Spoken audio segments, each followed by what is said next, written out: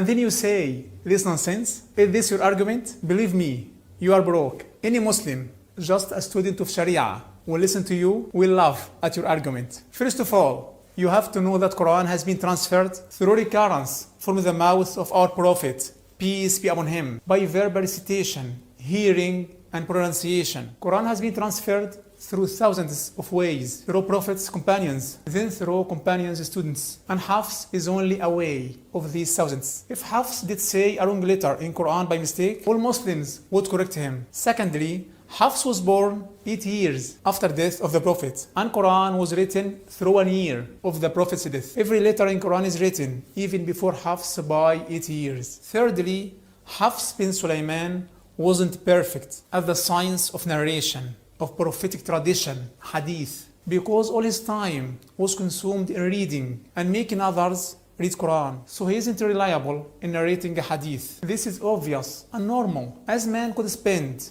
all his time in one field of knowledge, then he participates in different fields. So he becomes perfect in the first, unlike everyone else in the second. And this is one of his specialties at the first Islamic century. Those who specialized and worked all the time in Quran's moods of recitation, qira'at, they didn't go to the prophetic hadith studies, because the prophetic hadith studies needs the entire age for the verification of men and their defects, and memorizing hundreds of thousands of hadith texts. So it is obvious that Hafs isn't perfect in the prophetic hadith, but at the same time, he was an outstanding scholar in Quran's modes of recitation. The prominent scholar of the prophetic hadith, Ibn Hajar, said that Hafs not acted upon in hadith, but he is one of the best scholars in Quran's modes of recitation. These words of Ibn Hajar are existent in the same source in which you take information, but you take one part and leave the others. And I don't know why you didn't complete the sentence. Imam Hafs is one of the best scholars in Quran's modes of recitation, and all of those scholars that you take information from their books, all of them agree that Hafs is the best in Quran's modes of recitation. Imam al-Dhahabi said that Hafs is authentic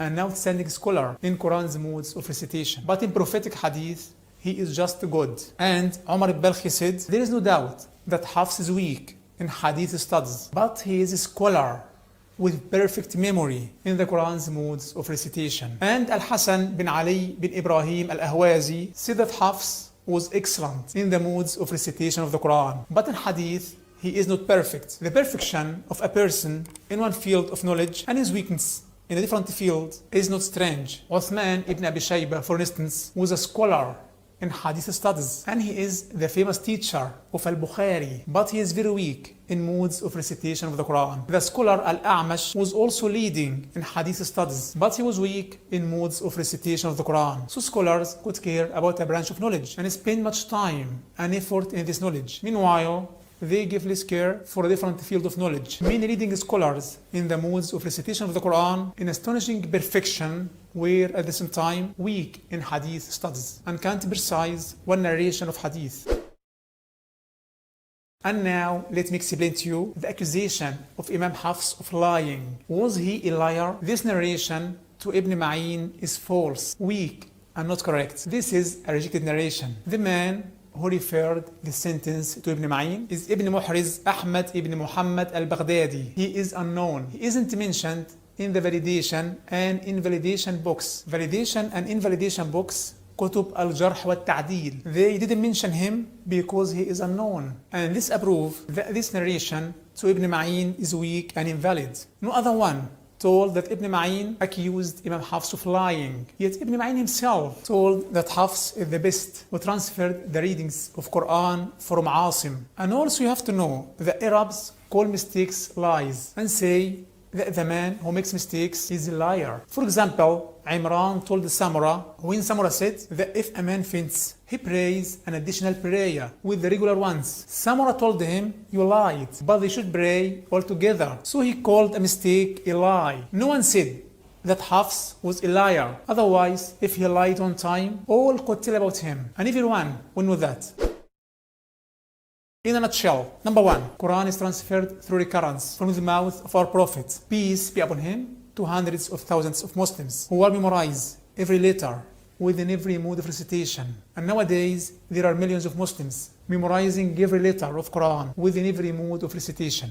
Weren't they no men who told about from now to back, then to the mouth of our prophet, peace be upon him, through the Hafs way and other ways? Those ways called ijaza. Number 2, Quran is written with its modes of recitation, even before Hafs got born by 8 years. Number 3, Hafs was leading in the modes of recitation of the Quran. He spent his life teaching them, but he didn't spend as much time for the narration of the hadith. It is an honor for him to have the blessing of God, as he cared about the Quran and its letters, letter by letter.